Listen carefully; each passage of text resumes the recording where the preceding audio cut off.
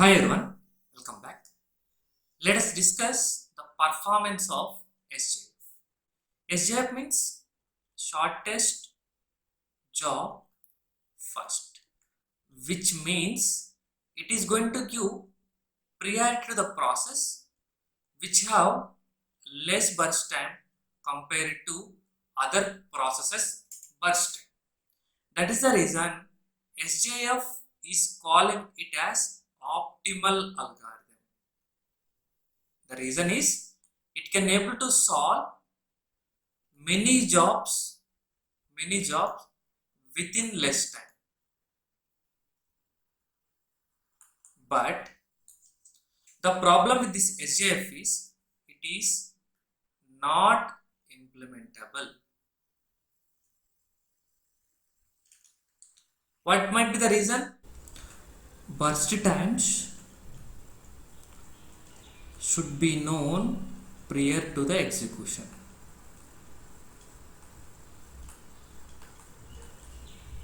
That is the reason it is not implementable.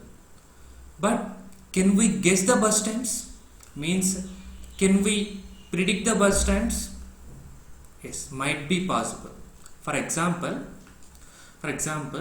there is a problem is there, something like P1, which I have solved today in 5 hours. Can I solve the same problem P1 in tomorrow, similar kind of problem in 5 hours? Yes. Like that we can able to predict. Right? This is a kind of simple example what I am trying to say. So how can we predict the burst times? We have various kind of techniques are there. Those things we'll see now. So you can say them as burst times prediction techniques. Right? Generally these burst time prediction techniques are classified into two types, guys. One will be static techniques and another kind of things will be called as dynamic techniques. So in static techniques, total burst time we are going to predict using these methods. So those methods will be, one will be based on the process size, another will be based on the process type. These two are the types through which we can able to predict the burst times, right? And coming to dynamic techniques, one will be simple averaging technique, another will be exponential averaging.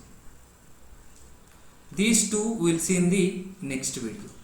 Okay, now let us explore what is the meaning of static techniques. Static techniques means based on the previous known results. We are going to calculate or predict the burst times. For example, if you take the method of process size, for example, if the process world which was of size some 100 kb, which might take some 10 units of time earlier. Now a new process came with, suppose for example, around 101 kb. We might think that it may take 10 units of time. Yes. So which means that n old process characteristics are matched with the new process characteristics, you can predict the burst time approximately. But what will be the problem here? It is sometimes right and sometimes wrong, because even though the process size might be same, it is may take different kind of units because their nature might be different. Am I right? Yes. That is the reason this might not be the solution for us. And if you take the process type, the another one, for example, if you say, if you want to run some code, then you need some kind of a process, for example, if I say voice related process is there and user related process are there. In user related process we are having interactive process are there, and we can say foreground process are there and background process are there. In general, operating system related process will take 3 to 5 minutes of time if you assume, and interactive process will take 8 to 10 minutes of time, and foreground process will take 10 to 15 minutes of time, and background process will take 15 to 20 minutes of time. Now, if any new process came for us, can we guess or predict the burst time if the new process is of type interactive process? Yes, that is 8 to 10 minutes it might require, because earlier based on the process types we already know for which kind of process how many minutes are going to be required. Based on that we can able to calculate.